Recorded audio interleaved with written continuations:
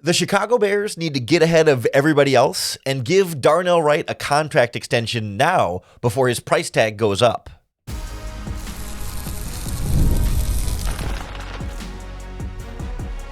You are Locked On Bears, your daily Chicago Bears podcast. Part of the Locked On Podcast Network, your team every day. This is Locked On Bears, and I'm your host, Lauren Cox. I'm here to bring you your daily, in-depth Chicago Bears news and analysis.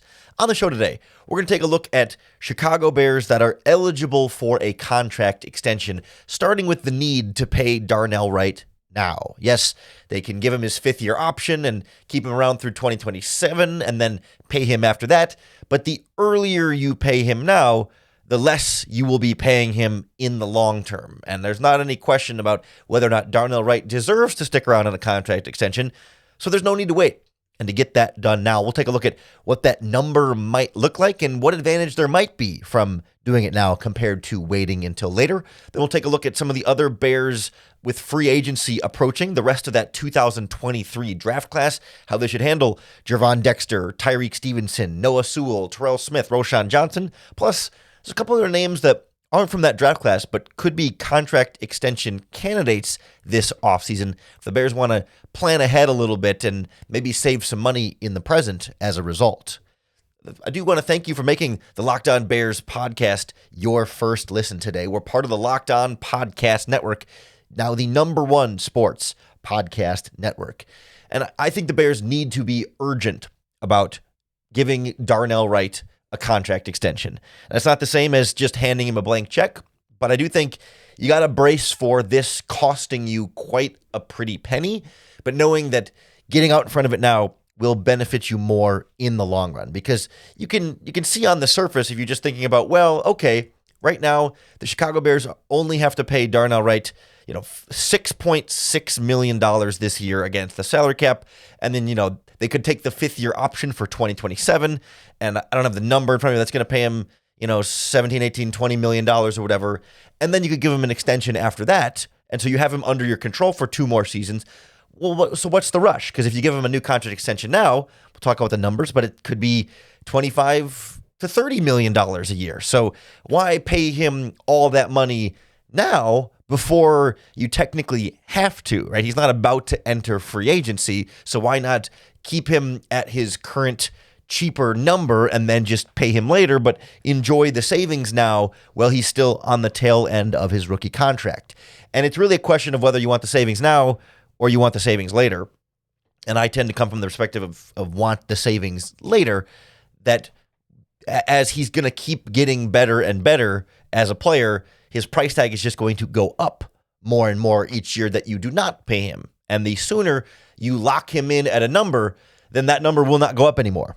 But the longer you wait, the more that number is going to go up. You don't have to pay him that number until you get there, but you're going to have to pay him a bigger number later or a slightly smaller number now. And that's where I want to be eager to get out ahead of it, because you look at the upcoming, the rest of that 2023 draft class are all also going to be in the need of a contract extension. There's other offensive tackles from that draft class, like Paris Johnson from the Arizona Cardinals, who's going to be due a contract extension at some point here. They're going to be having those conversations with him about giving him a new deal. Also, Peter Skoronski from the Titans, who's played more guard for them, but there's still been talk about moving him to tackle, and if he has another good season, he could get a big contract. And then Broderick Jones from the Steelers, Anton Harrison from the Jacksonville Jaguars. There were a bunch of offensive tackles in that first round that are all going to be coming up for contract extensions, plus other veteran free agents that could reset the market, like Laramie Tunzel of the Commanders could get a huge deal in the 2027 offseason, or they could give him an extension sooner, and any of those guys that gets the extension sets the market. And then Darnell Wright looks at that and says, well, okay, he got that, so then I want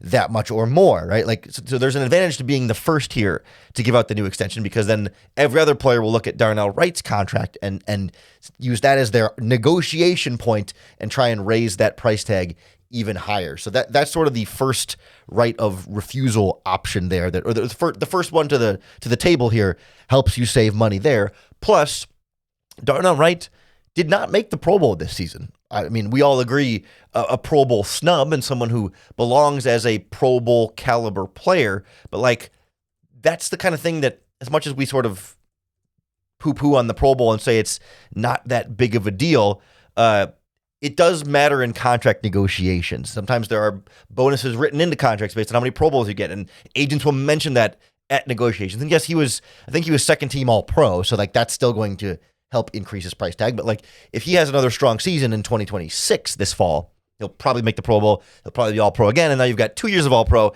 and a Pro Bowl year to say, pay us even more than we were going to be asking for before. Plus, you just add in that there really aren't red flags with Darnell Wright. Like, sure, we don't know, is he going to be a top 3 offensive tackle in the NFL, a top 5 right tackle, but we know he's going to be very good and worth the big contract extension. Maybe we don't know exactly what the tip top of the ceiling is going to be, but he has been an Iron Man who's played through a bunch of injuries, but like has not missed significant time in any of his 3 seasons. And he's just like, he's everything you want in a right tackle. You don't let those players go. You lock those players in for the super long term and keep him around as a cornerstone of your offensive line. But what does that number look like then? You know, because it's going to cost you a lot, and you're going to have to, it's going to have to feel like an overpay, right? When you give contract extensions like this, to first round picks especially, you give them a lot of money, and you look at it and you're like, wow, he's getting more than some of these other guys. But then over the course of the contract, as everyone else gets their extensions and moves the price up, like his ends up looking cheaper and cheaper as the years go on. Because like, if you look at some of the other highest paid offensive tackles in football right now, you know, you've got Tristan Wirfs is at 28.1, Rashawn Slater's at 28.5, Penei Sewell's at $28 million. Like, those are going to be the types of numbers we start at with Darnell Wright. Like, he may end up being around the highest paid offensive tackle in football. And that's why you want to get in on the conversation now, because maybe you can talk him a little bit below there. Like, the top of the top guys are $28+ million a year right now.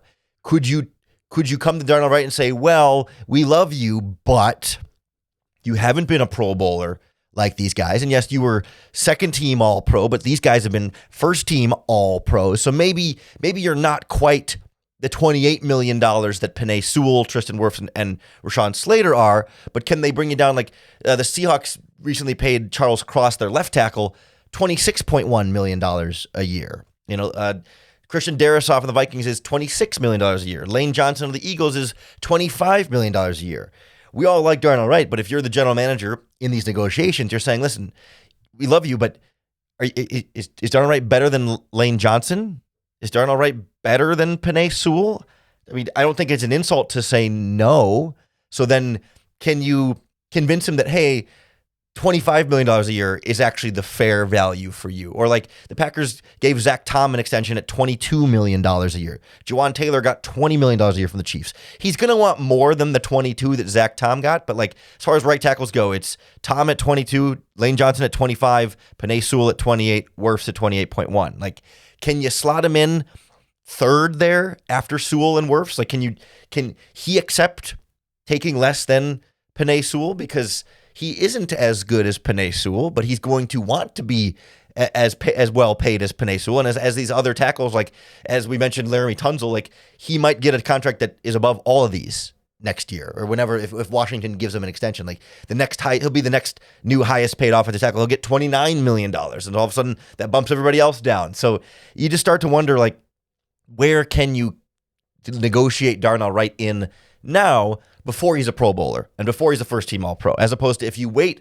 this year and wait till next offseason as he has another strong season, then he's for sure getting more than these guys. I mean, at that point, he's going to be one of the best young offensive tackles in football. He's got to get $28, $29, $30 million a year. Can you get a discount from him now at $27, $26, $25 million per year that then you enjoy the discount over the course of 4 years? It's like if you're save $3 million a year over 4 years, that's $12 million in cap space that you're not having to pay in Darnell Wright each year. Like it sounds small, but every little penny counts when you're talking about these big time contract extension types of deals. Plus the way that these contract extensions work, you know, you could spread, you give them a 4 year, let's say 4 year, $100 million, $25 million a year. If you could get lucky and get a hometown discount there, you can add that $100 million and put some of it into this year and then some of it into the next 4 years and really spread that out. So you're giving $100 million in new money and 4 new years, but you spread it over 5 years to make him more affordable, even more affordable over that time. Like there's an advantage to doing it now to keep the price tag down, to spread the money out, and to beat everybody else to the contracts that they're going to give other offensive tackles coming up here. So I think it's an easy call to pay to pay Darnell Wright. To Freudian slip into the next thing we're going to talk about. Gervon Dexter, a little bit more of a tricky situation, but certainly not ready to give him any kind of major contract extension at this point. So we'll take a look at some of the other members of that 2023 Bears draft class that are eligible for extensions and what Ryan Poles should do with them next on Locked On Bears. This episode of Locked On Bears is brought to you by HomeChef. As we're rolling in the new year now, a lot of people have been trying to simplify their routines, and dinner is a big one.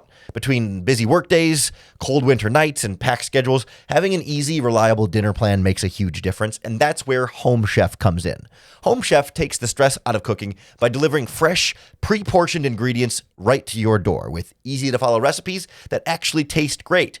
They're rated number 1 by users of other meal kits for quality, convenience, value, taste, and recipe ease, and it's easy to see why. Check it out for yourself, because for a limited time, HomeChef is offering our listeners 50% off your first box, plus free shipping and free dessert for life. Just go to homechef.com/lockedon. That's homechef.com/lockedon for half off your first box, plus free shipping and free dessert for life. Must be an active subscriber to keep receiving the free dessert. So, well, I think Darnell Wright is an easy decision of pay him now, get ahead of this, keep the cost down, and lock him in for the long term. I don't think any of the other players the Bears drafted in 2023 are automatic yeses for that either. And honestly, I think they're not quite all automatic no's, but I don't think I'm really ready to extend any of the rest of them unless it's at like a super team-friendly type of deal because they just want to stick around and lock themselves in here, knowing that there might be limitations in their future roles. But like, I think the one that starts to be tricky here, or the trickiest, is Gervon Dexter at defensive tackle, a player who has been, a 3-year starter for you so far and has shown you plenty to like over that time. I guess he wasn't a full-time starter his first season, but you know what I mean. He's been 2-year full-time starter and then played a lot his rookie season and has gotten better each of his 3 seasons. Goes from 2.5 to 5 to 6 sacks, and you see the pass rush rate improve along the way there. So he is growing and developing, and I've been doing this podcast long enough. I was doing it when they drafted Gervon Dexter, and we talked about it at the time, and we've talked about it every year since. When you draft defensive tackles, and we're going to talk about it this year with defensive tackles in the draft too, you have to be really patient. Defensive tackles in particular take the longest to transition from college to the NFL. And most of the time, it's year 3 or year 4 before you really see those guys fully blossom into what they're going to be as NFL defensive tackles. So especially a guy like Dexter that was a little bit more of a raw defensive tackle prospect was always going to require some patience.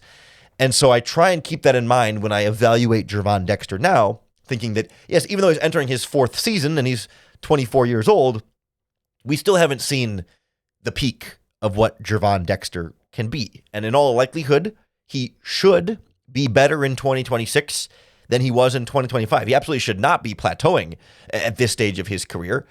And yet, still, I find myself not yet willing to fully bet on that with a contract extension. Like I just don't think he's been just quite good enough to be like, all right, let's pay him, give him a big defensive tackle contract. Doesn't mean like I would give him a contract extension at like a cheap, reasonable price, but it would be at a price likely lower than he would be willing to take. And I don't even know like what the fair number is, right? But like $10 million or less kind of thing a year, like sure, I would be willing to lock him in at some kind of lower number. But if we start to get up there of like what the other young defensive tackles are getting, like Osa Odigizua just got $20 million a year from the Cowboys as like an interior pass rushing defensive tackle who, he's had 4.5 sacks is the most sacks he's had in a season. 4, 3, 4.5, 3.5. Like, yeah, he's getting better pressure than just the sack numbers there, but like, it's not like he's some truly dominant pass rusher, but he's getting $20 million a year to be the defensive tackle for the Cowboys. Like, and that doesn't even put him as a top 15 highest paid defensive tackle. He's the third highest paid defensive tackle on his own team with Quinnen Williams and Kenny Clark right now. But nonetheless, like, that's the going rate. Like, I'm assuming if Gervon Dexter is coming to the table with Ryan Poles right now, he's saying, okay, that guy got $20 million.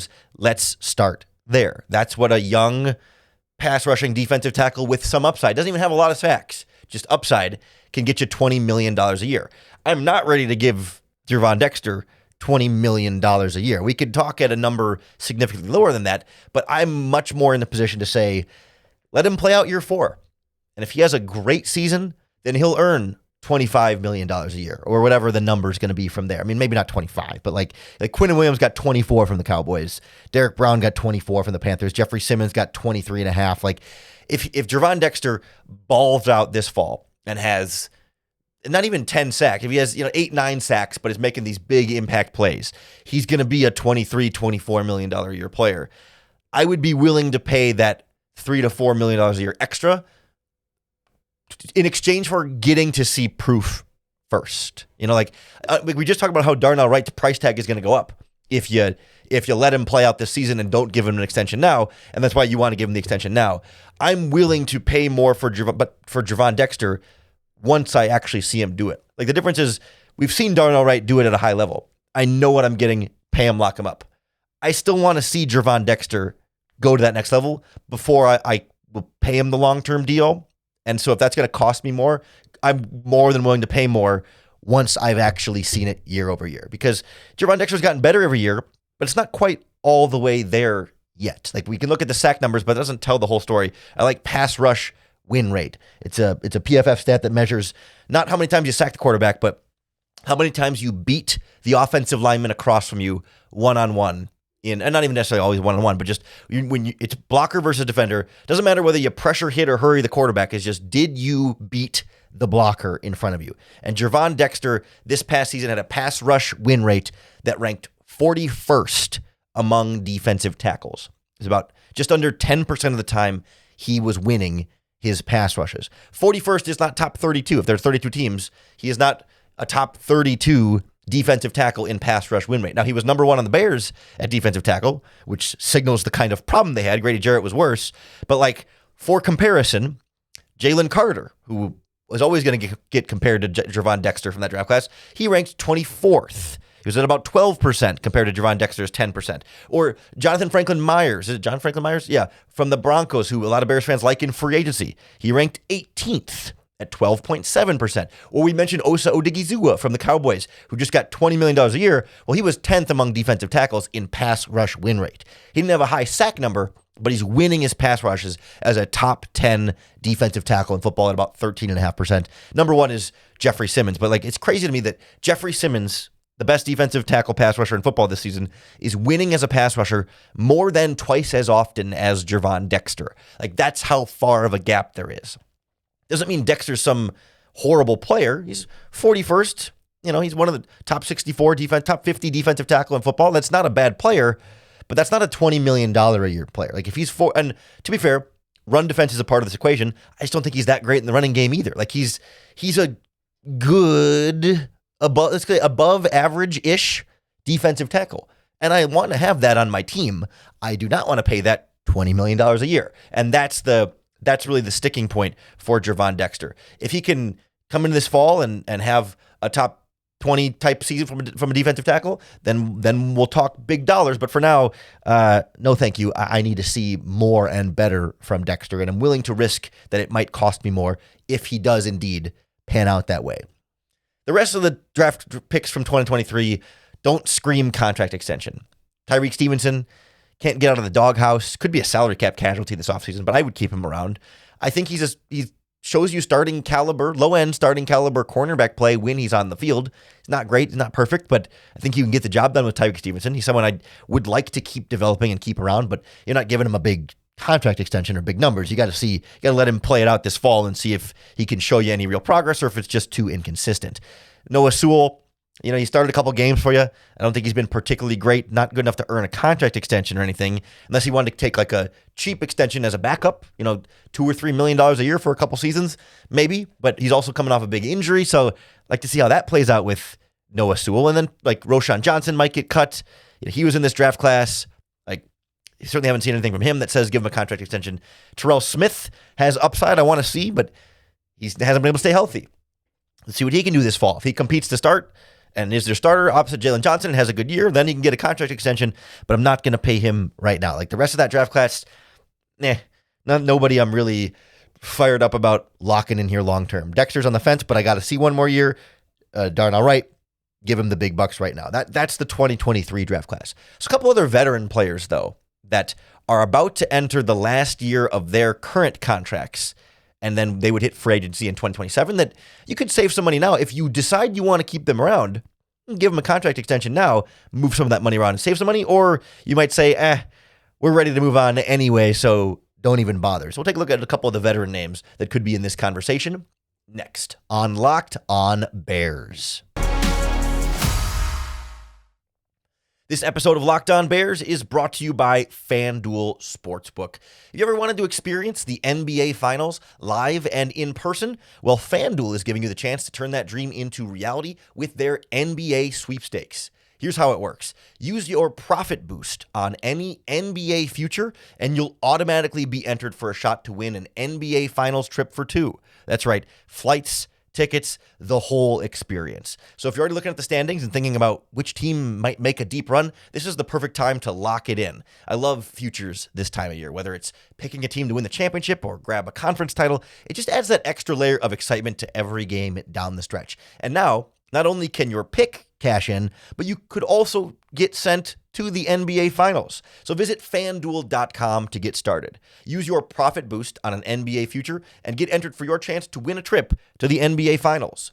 Play your game with FanDuel, the official sports betting partner of the NBA.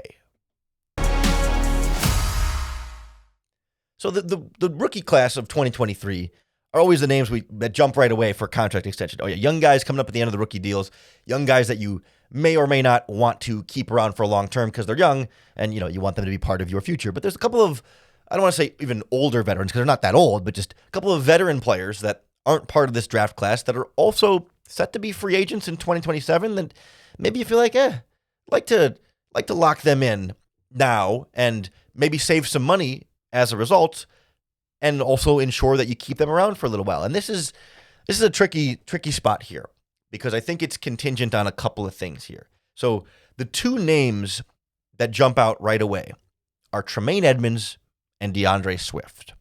And that should perk your ears because those are two players that have been heavily discussed as potential salary cap casualties this offseason. They could straight up release both of them and save quite a bit of salary cap space. So then why in the heck would you give them contract extensions? And the answer is, well, if the Bears decide, well, no, we don't want to cut DeAndre Swift, or no, we don't want to cut Tremaine Edmonds, you could instead, like if you're deciding we want to keep them around, then why not give them a contract extension and lower their price tag this season? Like that's, you could get the salary cap savings and keep them at the same time. But it's all about the evaluation of the player, right? So if Dennis Allen looks at this and says, no, I don't want to cut Tremaine Edmonds. He's a good linebacker for us. I disagree, but like Dennis Allen is the one in charge. Like he knows better than I do. I'm not, who am I to tell him he's wrong? If he says, no, I think Tremaine Edmonds is a valuable piece of this defense, I want to keep him around. Well, instead of cutting him and saving $15 million, you could give him a contract extension and add, usually probably 2 more years. It's more than one, but 1 or 2 more years. He's going to be 29 this season, I think, or 28, 29 this season. So you don't want to lock yourself in super long term. But like we talked about Darnell Wright, you could add 2 more years and $30 million and then take some of that money from this year and push it in the later years. And, then you could cut him then. So you could actually, once you add years, then you could take the new money plus the current money and redistribute it however you want. So you could bring this year's number way down. I mean, you could bring it down as much as I think $10 million-ish because you still got to You still have some guaranteed money that you have to pay him this season. But nonetheless, you could save up to $10 million in cap space, push that $10 million in the future with a contract extension. If Dennis Allen decides, anyway, this is a player he wants to keep around, then sure, you might as well. That's a big if, but it's a realistic possibility. Same thing is true for DeAndre Swift. Like, do I think Ben Johnson's going to want to give DeAndre Swift a big-time contract extension by any means? No, I don't necessarily know that they're going to want to make him a cap casualty, though, either. So, I mean, are you just going to let him walk after 2026? Or could you say, hey, he's only 27. This is not like a running back who's about to be over the hill. He just turned 27 in January. So, like, you could have DeAndre Swift still playing at a high level for another, 2 or 3 seasons at a minimum. So that would get you to age 30. So, I could see if Ben Johnson really says, hey, this duo of Monangai and Swift is what we want. And they got the Jahmyr Gibbs, David Montgomery style to them, and Swift has done everything we've asked of him, and he's a pass catcher on the backfield with speed, and we just really like it, and glad we reunited him from Detroit. Instead of cutting him, like, let's keep him around. And you could add another, again, what is the number you extend him for? $16 million over the next 2 years, and then as a result, lower the current year's salary from him. It's going to cost you 8.8 this season. You could save like about half of that or so, and push that in the future, and get the savings and still keep the player and still keep your backfield together, and then keep him around for another couple seasons at a controlled cost that you already know what he's going to cost you. You negotiate the extension and potentially keep the number from going up significant from there, and boom, all of a sudden you've got the savings and still the talent in here. Again, I don't think either one of these is like super likely, but I also think it's easy for us to assume that Ben Johnson doesn't like DeAndre Swift, or assume that Dennis Allen doesn't like Tremaine Edmonds. Like, maybe they do a lot more than we think. And then at that point, if you're going to keep him anyway, you're going to let him walk next offseason? Or if you are going to give him a new contract next offseason, why not enjoy some of the savings now and push some of that money into the future? It just seems like it would make sense that if you were going to keep these guys and envision them as a part of your future, then you could go out and might as well save some money with an extension now. Those are kind of the two bigger names I would include in this list. Somebody else like a backup like Josh Blackwell, you could give an extension to, I guess, because he'll be entering the last year of his contract. But that's really it for like any kind of names that you would recognize that are coming up to the end of their deals, right? Everybody else is like practice squad type of guys, or they're part of that 2023 draft class. So the Bears have a lot of their nucleus kind of set here. There's not going to be a bunch of players to talk about for free agency in 2027. And if you give Darnell Wright the extension and keep close tabs on what happens with, Javon Dexter and Tyreek Stevenson this season, there may not be a ton of free agent decisions to make at all when you get to next offseason. A lot of time between now and then, though. We're not going to get too far ahead of ourselves here. It's just contract extension talk always kind of, and we have to start thinking longer term when it comes to paying these guys and where the salary cap space is going to be. But in the meantime, we got to come back to the present, where the NFL scouting combine is beginning. As you're hearing this podcast, I am getting to Indianapolis. And so the rest of the podcast this week, and we'll even do some Saturday and Sunday content for you as well. Saturday for sure. We'll see about Sunday.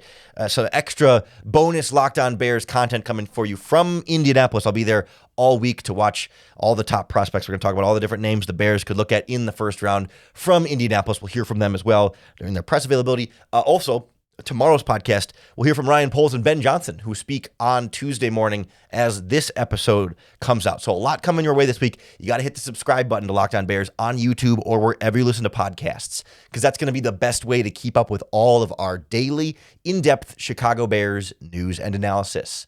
Thanks for making Locked On Bears your first listen today. We're part of the Locked On Podcast Network, your team every day. And if you want to join the Locked On Bears Everydayers Club, you'll get access to an ad-free audio feed of Locked On Bears, compatible with Apple Podcasts, Spotify, all the major podcasting apps. Plus, you'll get access to an exclusive group chat just for listeners of Locked On Bears. If you want to check it out, the website is lockedonbears.supercast.com if you want to find out more. Otherwise, you can keep tuning in to Locked On Bears the same way you always have. We're free and available on all platforms. And always make sure that when you tune into Locked On Bears, you're going to get another opportunity to bear down.